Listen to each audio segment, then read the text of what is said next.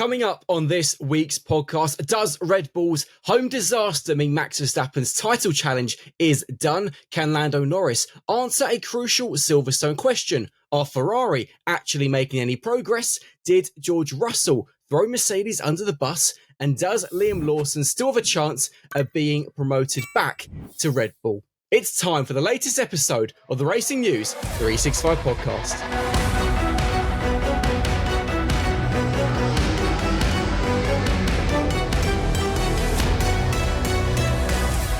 Hello and welcome to the latest episode of the Racing News 365 podcast, looking back at last weekend's Austrian Grand Prix, but also looking ahead to this weekend's race at Silverstone.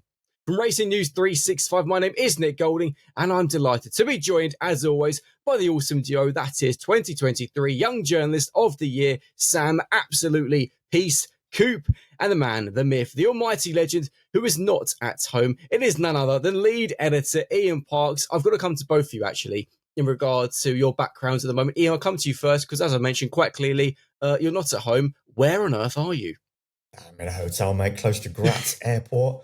Got a flight going in 3 hours' time. So, yes, all good. At least I've got what appears to be, for once, for a hotel room on a Monday morning, and we know we've had our issues this season. We have. Decent Wi-Fi that's able to hold our broadcast. So all good. Rock and roll. Sam, I'll come to you quickly, because for those watching on YouTube may notice you look like a star a little bit, in all fairness, but for a very good reason. Do you want to explain why maybe your background looks a little bit different? Well, I've been really struggling with my lighting this morning. Don't know why. For whatever reason, just couldn't get it right. Funnily enough, like the bulb in one of my lamps has actually gone out. I have replaced it, but it's not as big as the usual bulb. Really interesting. Not sure why you want to discuss this, Nick. Just claim a better one back on expenses, mate. I'm sure our boss will pay for it. Yeah, let's do that. I'll do that. Thank you, Ian. That's on the record now. Exactly. But also trying to keep the flat cool, because I'm on the outskirts of London and it's set to be about 34 degrees today. So don't want to kind of completely melt over the course of this podcast. And I will quickly point out, it's not the heat that's a problem in the UK. It is the humidity. So for those who are watching in places in the world where you reach 40, 50 degrees, yes, we're not saying it's too hot. It's just very, very humid, quite sticky. It's got to be said. Anyways, let's get on with the fun question. And it surrounds, as we're going into the British Grand Prix, Mr. Lewis Hamilton, who finished in 4th in Austria, but 29 seconds behind Lando Norris. So my question to you two is, when was the last time Lewis Hamilton finished a race within 10 seconds of the race winner? Jesus. I thought the question was going to be, when did he last not finish on the podium at Silverstone? And I would have got that right. Blimey, mate. That is some question. Thank you very much. This was made very late last night. Is that a tough one, you think? Was it Las Vegas last year when he finished second to George? What are you saying, Ian? Have you got anything? That would be a really good guess, wouldn't it, in all honesty? More than likely. Either that or Abu Dhabi when he finished 4th. Well, Sam, keep to your answer, because actually, in all honesty, it was last year's Las Vegas Grand Prix, where he finished in second, 7.3 seconds behind, obviously, former teammate George Russell. So, been a very long time for Lewis since finishing within 10 seconds of the race win. I thought that was quite a cool question. And the reason that came up... I was really hoping the question would be, when was the last time Red Bull had a double non-points finish? Yeah, in hindsight, I should have thought of that. It's only because I was listening to Lewis's audio and he was complaining of still being so far adrift of Leclerc. It made me think, okay, but how far adrift was he of Lando then? Anyway, 1 + 1 = 10 seconds. Anyways, let's move on to our biggest takeaways, because we've got, as I mentioned in the intro to this podcast, quite a lot to get through. So, Ian, you can go first. What was your biggest takeaway from the Austrian Grand Prix? Simply, it's Lando Norris, isn't it? The fact that we've talked about him so much over the course of this season, various updates, various podcasts, talked about his mistakes. Could he go through a clean weekend? And finally, Lando Norris has probably the cleanest weekend he has had all season, bearing in mind that he still did make a big mistake, a relatively big mistake in the season opening Australian Grand Prix that didn't cost him, because Oscar Piastri, of course, went off immediately behind him, which proved a bigger mistake for Oscar than it did for Lando. But nevertheless, this was, other than very, very few little minor things, as good as it possibly could have been for Lando Norris, bearing in mind everything that happened in Canada, disastrous qualifying, starting from 7th, mistakes in there, and then, of course, the almighty mistake at the end of that race that really, really cost him. And then finally, so much pressure and hype, and proving that he can handle it, because there was a big, big spotlight on him over this weekend just gone in Austria. Big spotlight to say, can he handle the pressure? Can he bounce back? And he's proven that he has the mental strength and the mental capacity to go toe-to-toe with Oscar, holding his own in the Grand Prix when he came under pressure from Oscar at various stages. And in all honesty, did not put a wheel out of place across the entire 70 laps that it proved to be in the end. And the most majestic qualifying performance as well, when again, there was huge pressure on him, bearing in mind some of the mistakes that he's made in qualifying that have cost him so far this season. So for me, Lando Norris, back on it. Absolutely. I'm going absolutely, and from me, but not from Sam. Anyways, mine's a little bit different. It will come. Mine's a little bit different because I'm going to go for a story at Racing Bulls, which we will discuss towards the end of the podcast. And it was interesting to see Isaac Hadjar, who we've praised a lot this year, it's got to be said, actually have a pretty off weekend. But what then happened was Liam Lawson very much, gaining centre attention in that team, taking on that lead position in Austria and having a truly fabulous Grand Prix, it's got to be said. And whether that's the confidence boost he needs to maybe put himself back into that Red Bull picture, who knows? Only time will tell. Look at that, 7 minutes in and already got an only time will tell. Sam, we have got to produce the caps and the t-shirts, mate. This has got to be done. I'm sorry. That was the best comment from any fan this season. For those who missed it, a fan did comment under, it was either Thursday's or Friday's video, asking for when are we getting Only Time Will Tell merchandise. My favourite question of the year. My favourite fan, by the way, so I'm sorry, guys. But anyways, Sam, for you, what is your biggest takeaway from Austria? I mean, Ian's is a great one in the sense that Oscar's really menacing when he's behind you. In the way that he attacks, it's these waves of pressure. And for Lando to be able to absorb that and just soak that up really shows, that he is able to go toe-to-toe with Oscar in this fight. But for me, my kind of take-homes are more kind of centered on Oscar and also on McLaren as a team. Firstly, that McLaren have a really strong handle of the drivers during the race. They didn't over-intervene. They just at one point obviously came in and said, look, that was, that was too marginal. Don't do that again, Oscar, when he obviously locked up into turn 4 on lap 20, almost taking Lando out as a consequence of that. So it does feel like they have a really kind of nice balance as to how they approach, papaya rules, and they've got as I said, a strong handle on their two drivers. And then the second one is that Oscar is perhaps slightly, for want of a better word, flappable. We saw it towards the end of the race with his frustration over team radio at Alpine, where he kind of said, these guys still find a way to, let's say, fudge me, because we want to not have to add the explicit onto this podcast. But you can guess what he actually said in making reference to Alpine and how he obviously left them during the fiasco all those years ago. And of course, when Franco, I love that. Fiasco. I still love that. It's great, isn't it? But obviously referring to Franco Colapinto pushing him onto the grass, and then a couple of laps later, Pierre Gasly just not really getting out of the way when he should have, when he was being lapped by Oscar, which is what ultimately caused his frustration over team radio. So signs that it is starting to get to him, the pressure. He wasn't able to kind of, clinically execute an overtaking move on Lando in the way that he has shown throughout the season so far. And it all kind of built up, and it probably felt like that was a race win that got away from him somewhat.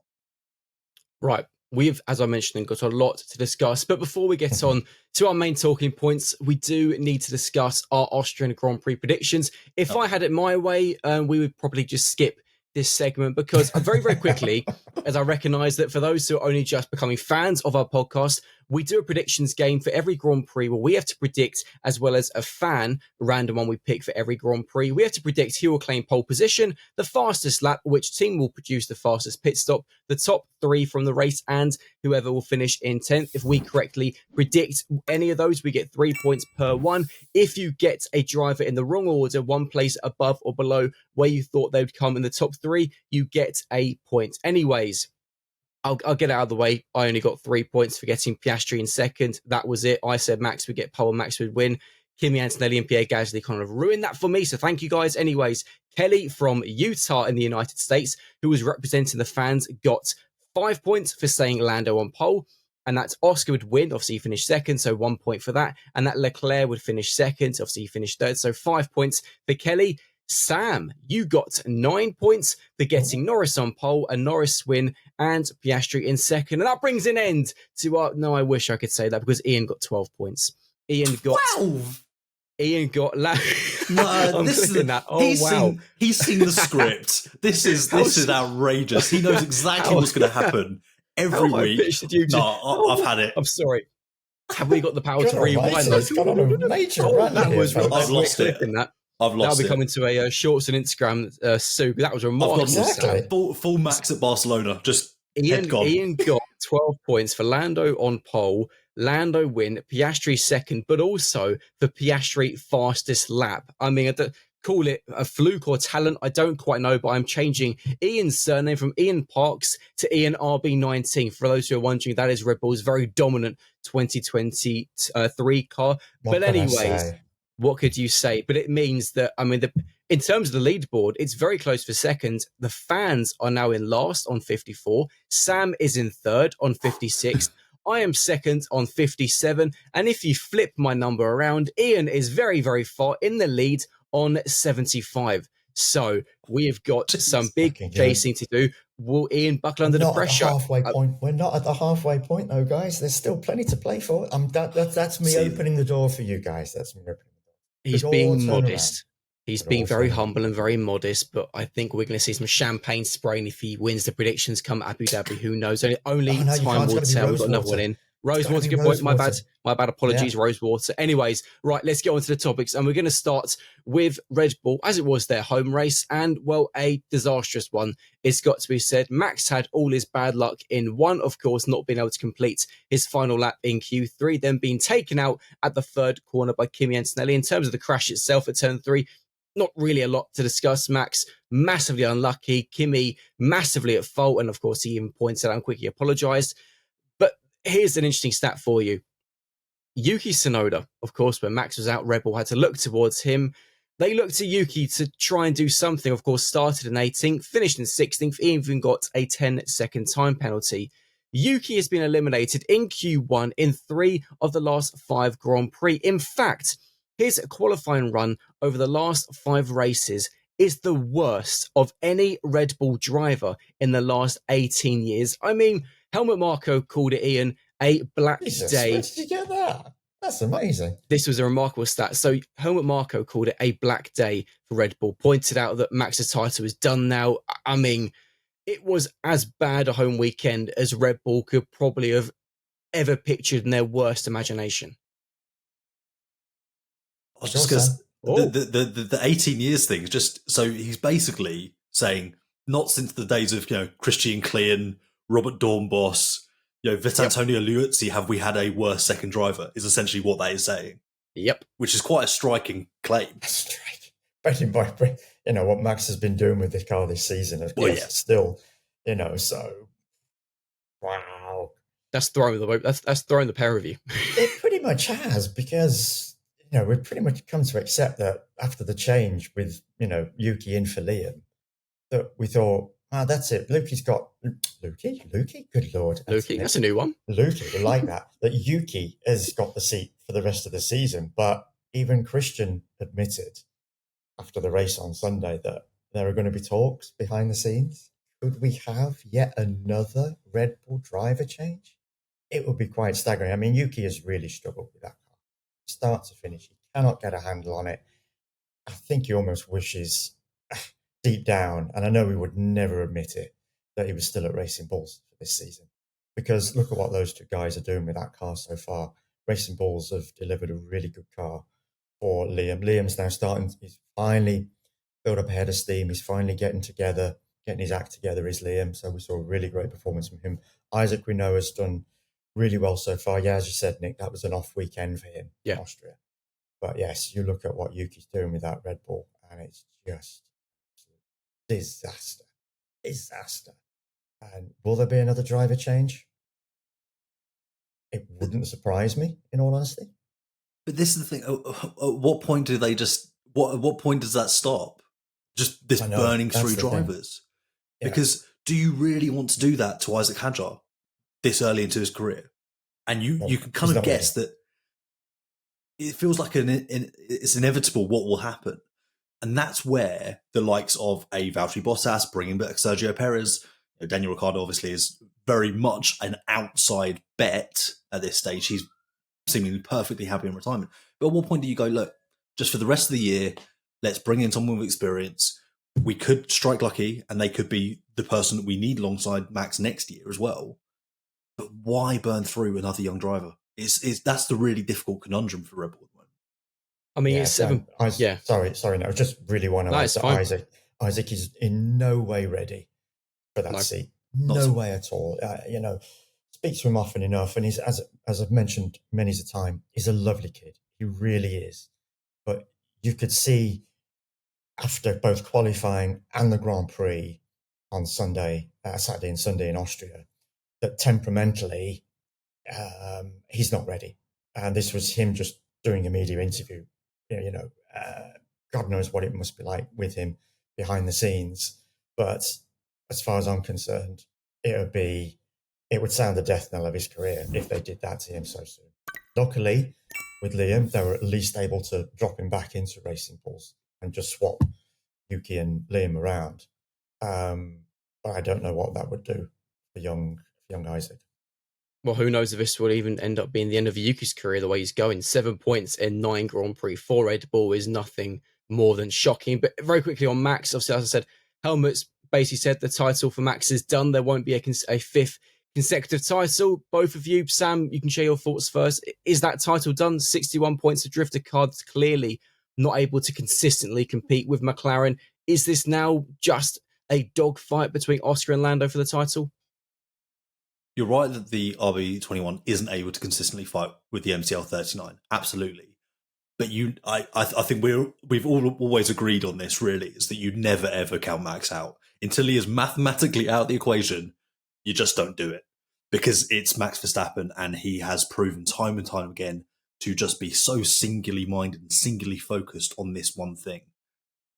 Over a race weekend, obviously, we know that he loves sim racing and so on and so forth. But I just think that it's a very easy way of relinquishing the pressure on Max, relieving him of that pressure and making him able just to focus race by race, take away all the outside distractions. But there does remain the chance that McLaren start tripping themselves up. Yes, they are managing the situation well, as I said earlier on in the podcast, but I think it's very, very easy and convenient for Red Bull to kind of say, no, we're not in this fight. Nick, you're a Chelsea fan. Wasn't it about a decade ago when Jose Mourinho said, we're not in the title fight, and then you went and won the title? So, there you go. You just don't do it. And as Ian said, we're not even halfway through the season yet. So I'm not ruling Max out. I'm not until he's mathematically out of it.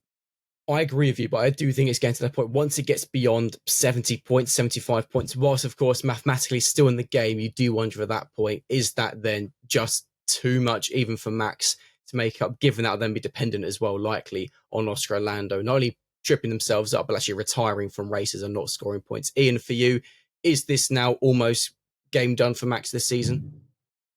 Not quite, obviously, because the mathematics quite clearly lend itself to that. The only thing I would add to that is that, ominously, Andrea Stella, post-race on Sunday, talked about how well an upgrade on the car worked. He then pointed out that they've got another upgrade coming that is basically going to be pretty much aligned with what they introduced across the Austrian GP weekend. So it's almost like a bit of a bolt-on, an add-on to, again, further improve the performance of the car. And you think, blimey, that car was shockingly dominant in Austria. If you've got something else coming, and so far nobody else has been able to produce something that can even match what is going on with that car. And I thought Christian Horner summed it up really quite well in some of his comments post-race, and I'll come on to those in a second. But at this stage, unless Red Bull have got something up their sleeve, and I don't think there is, then it's looking extremely difficult and ominous right now for this title race. Christian Horner talked about the fact that Red Bull is able to do something with its car that allowed, as we saw, Oscar Piastri to pretty much go toe-to-toe with Lando Norris, stay close behind him over that opening stint without chewing up his tyres. And I'm not going to use the phrase. Well, yeah, he actually did. He said that Oscar Piastri was pretty much making love to the exhaust pipe of Lando Norris's McLaren, that he was able to stay that close without you churning up the tyres, which ordinarily that is the way Formula One works. You have one car following another.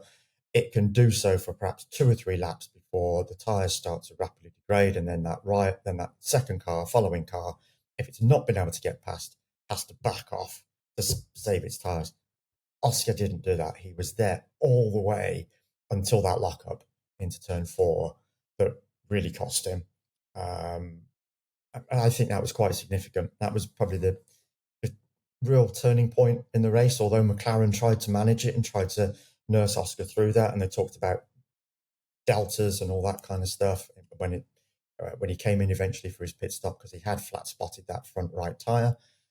Nevertheless, the fact that he was able to stay so close for so long, as Christian pointed out, is a characteristic of this McLaren this year that no other team or car is able to match. And bearing in mind the shift that we've got going very quickly, going to happen very soon, all teams going from 25 into 26. At this stage, it's almost, I'm not going to quite call it yet, but almost game over for everybody bar the 2 McLaren drivers when it comes to the drivers' title.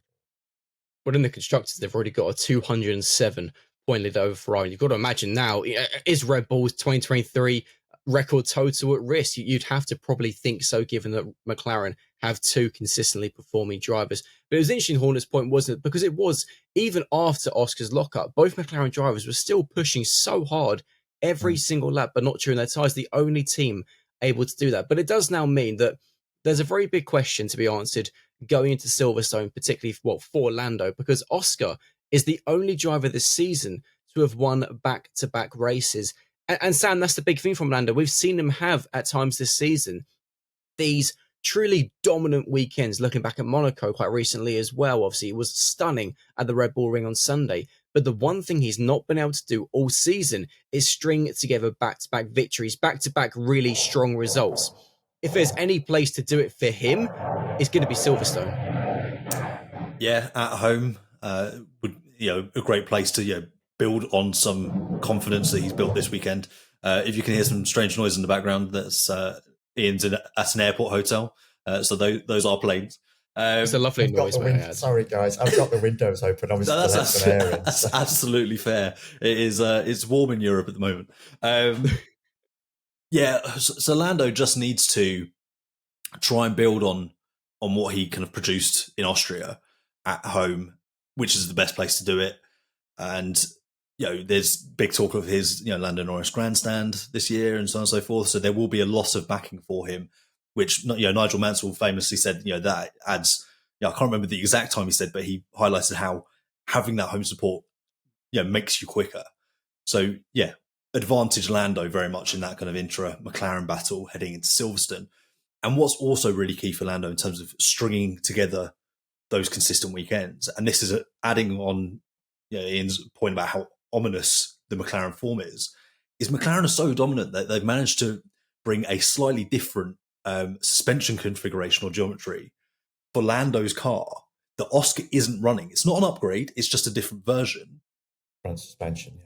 Yeah, and so Lando's much more comfortable. It's seemingly eased some of the issues he had with that car earlier in the year, which was causing those mistakes, was causing him to struggle a little bit. So they've got two slightly different configured cars that seem to be equal in performance, suited, completely tailor-made to their two drivers, which is just quite remarkable, isn't it? You know, if it was that easy, surely Red Bull would do that, because if any team needs it, it's Red Bull. So yeah, he's in a good position.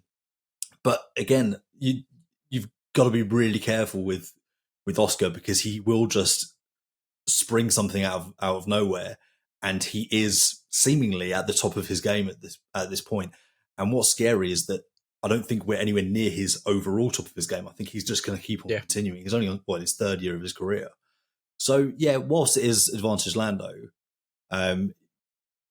very easily this 15-point gap could spiral out of control. So the next 3 rounds, not just Silverstone, the next 3 rounds heading into the summer break will also be key for Lando.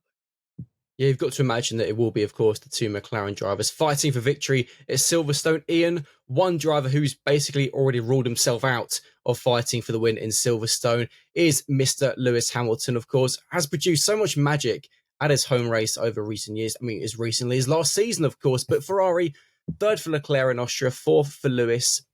They had a new upgrade, they had a new floor at the Red Bull Ring, and both drivers praising it, saying that it worked. However, the pace from both Ferrari drivers still wasn't great, was better than George Russell's Mercedes, and they would chew their tyres up in the heat as always. But it was actually pointed out by Christian Horner that had it not been for Max's crash, he probably would have gone to finish 3rd, as he had better pace than the Ferrari. So it does raise the question, yes, whilst on paper it was a good result, 3rd and 4th, going into Silverstone, is any actual pace progress being made? Yes, marginally.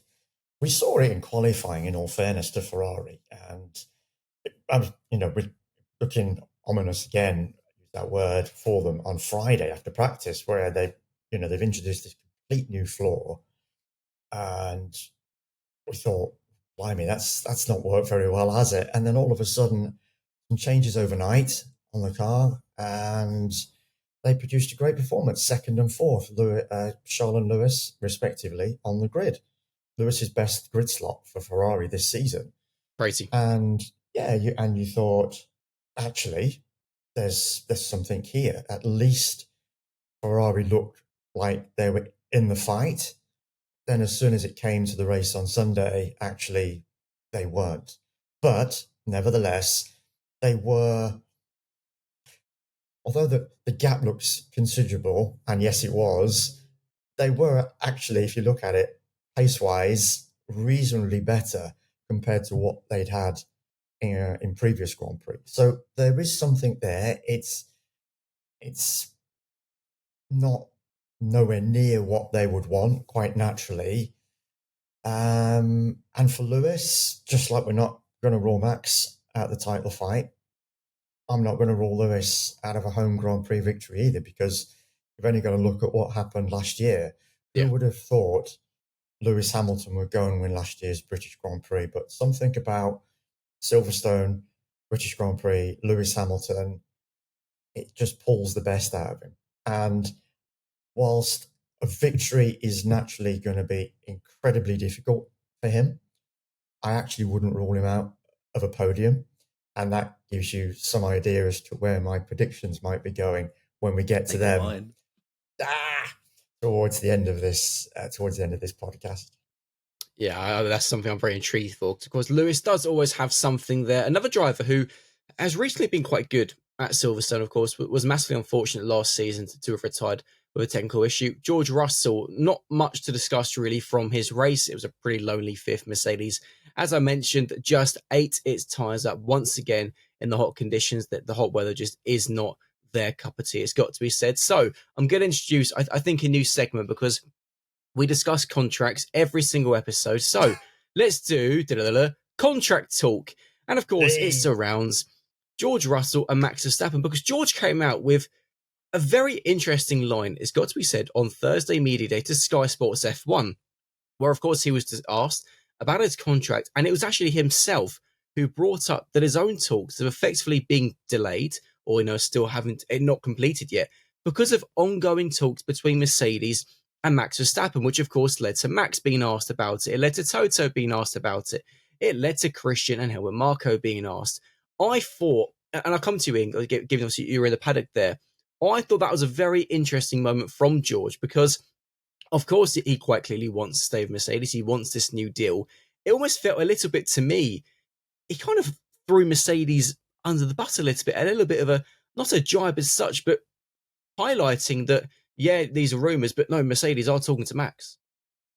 I get your phrase. I understand where you're coming from. I wouldn't go so far as to say he threw them under the bus. A bit extreme. I think it was more a poke in the side of Toto Wolff in many respects. Say, look, I'm having my best season that I've ever had. I'm delivering results in a car that, on occasion is good enough for top three, but for the most part isn't, simply because of the heat issues. And Austria was a perfect example of that. Whilst Canada, yes, there were warmer climes and George managed to win in Canada. Nevertheless, as I did, predict, actually, Nick, when we were discussing it, I said, it's going to be hotter here this weekend. Mercedes and George and Kimi are going to struggle. And lo and behold, boy, did they struggle. But nevertheless, George has produced some really great results. And you would have thought on the back of that, for Toto to give him a contract, say, okay, you lead us into the new regulation change. You're clearly proving yourself. Lewis has gone. You're leading the team. You're proving a great mentor for Kimi. Here's your new deal. No, that's not quite clearly happening. George, it would not surprise me, has maybe become a little bit frustrated that he's not been given this new deal yet. But Toto, of course, naturally wanting to explore all his options.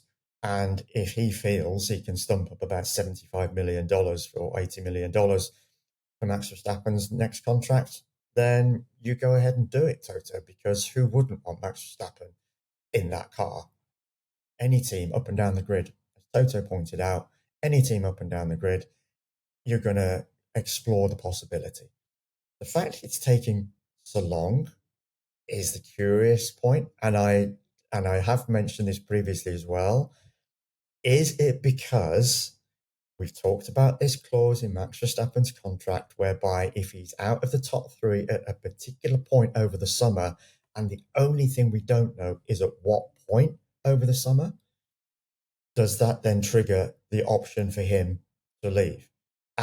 As it stands, he's still third. Not by much now, George Russell. So he's still a Red Bull driver. Toto can't do anything while Max is in the top three. This is maybe why the delay is ongoing. And this is why Toto, in his over the weekend, pointed out, I think it was actually post-race. Sam might have heard this comment. I didn't attend Toto's post-race session. But I think Toto turned around and said it will be sorted over the summer, as in over the summer break. It was very coy. Clearly indicates he's waiting for Max to slip out of the top three, and then he's got his window of opportunity to sit down and properly talk with him about a deal. Because as it stands, he cannot do it at the moment with Max in the top three. Yeah, it was very coy about. It was very coy about when around the summer as well. It was pushed. Do you mean before? Do you mean after? And he was like, I mean the summer. Like kind of.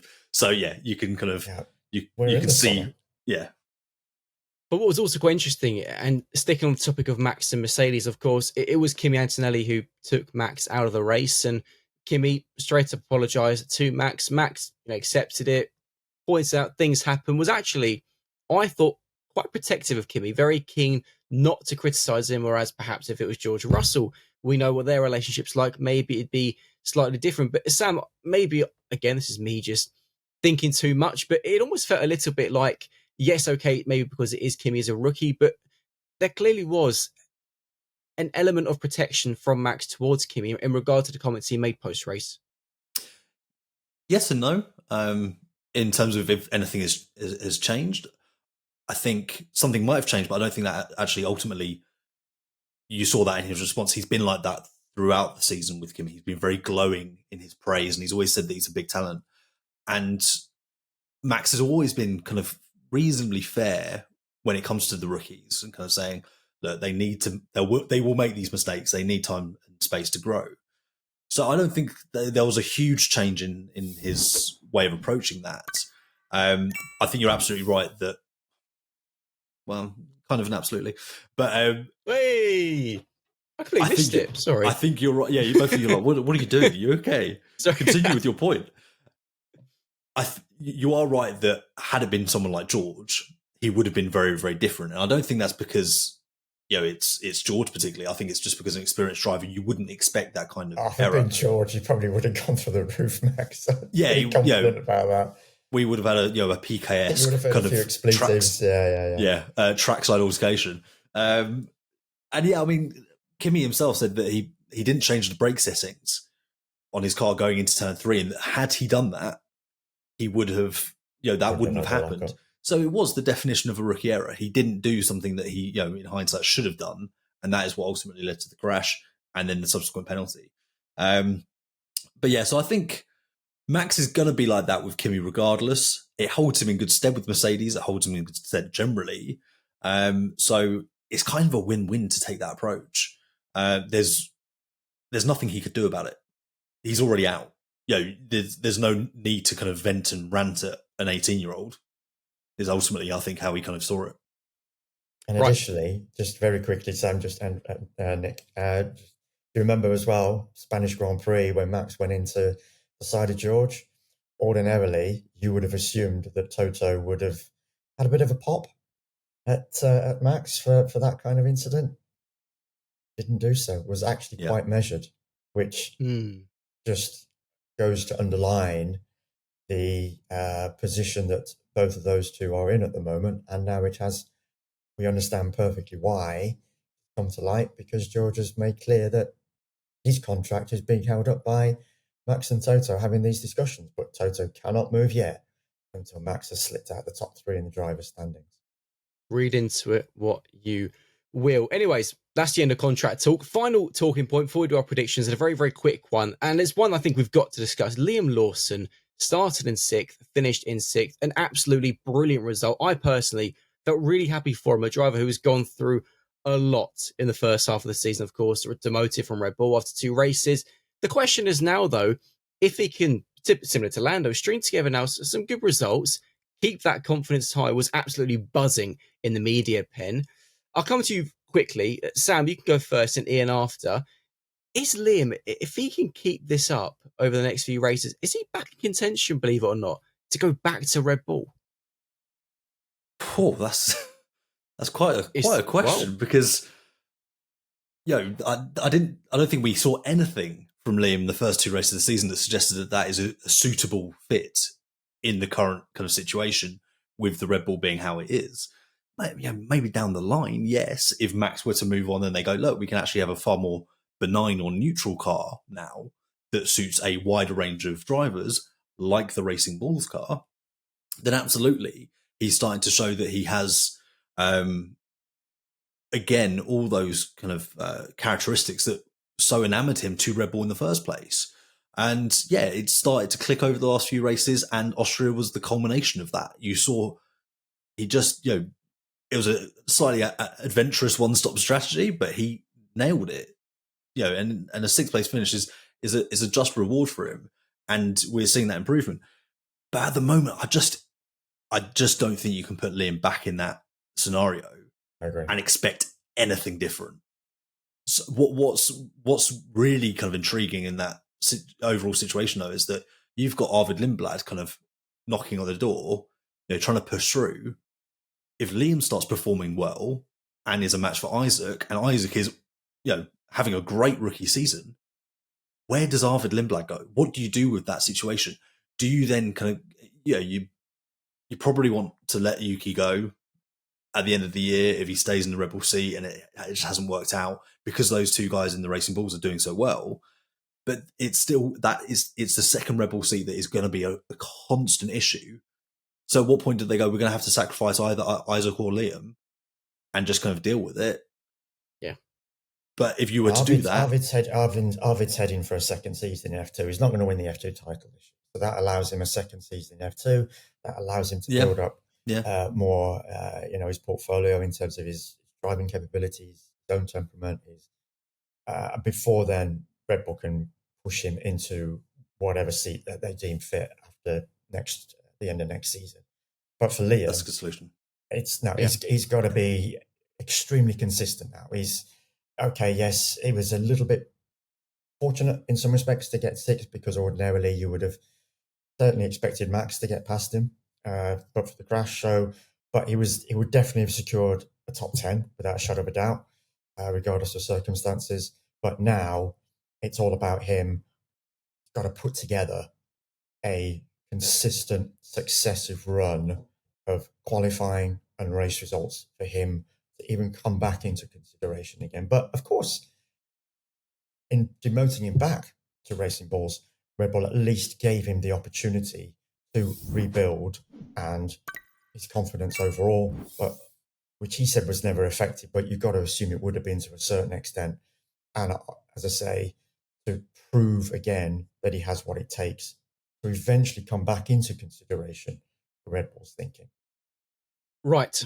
Shall we bring this to an end with our British Grand Prix predictions? I think yes, and we're going to do our predictions in championship order from last to first. So kicking off with the fans, who for Silverstone are being represented by Leo from Australia. So we got a fan from down under. Very, very cool. So hello, Leo from Australia. Leo has... It is indeed. Leo has predicted that, and I like this, George Russell will claim pole position. Oscar Piastri will finish third. George Russell will finish second. Lando will win his home race. Liam Lawson will finish in 10th. Charles Leclerc will get the fastest lap, and that McLaren will set the fastest pit stop, which they did do as well in Austria last weekend. So we've got a real variety of drivers there from Leo. So I like that a lot. Sam, you're in third. Over to you, my friend. Okay, so I think pole position will be Oscar Piastri. I think fastest lap will be 20 to choose. Take your time. Lando Norris. I think the top three in the race will be Oscar, Max, and Lewis. Is that Oscar first? Yeah. Oscar first, okay. Max and Lewis. In the top three. I think Lando will be fourth. I think something will happen. And I think, I've said fastest lap. I think fastest pit stop, let's go Ferrari again. And 10th, Yuki Tsunoda. Okay, right. I'm in second. So I agree with you. I think Oscar pole position. I'm going to go, what do we do? I'm going to go, because I've got a feeling we're going to get either a wet race or a semi-wet race, because it's Silverstone. Who knows what's going to happen? Guess that so far, mate. I'm going to go. This is Nick's own weather. Okay, right. Forecast. Oscar Piastri pole. I'm going to go Lando third, Oscar second. Screw it. A Lewis win. Why not? I'm okay. I've had a really bad few weeks. We've got to go for it. Just you can laugh. Continue on that roll, mate. Yeah, you can laugh now, but you know what? When Lewis wins, and then we're going to go Ferrari fastest pit. So I've got to join the train because my luck has been awful. We will go Lando fastest lap, and I'm going to go with a Fernando Alonso P10. Ian, as you're in the lead by a country mile, bring us home. Okay.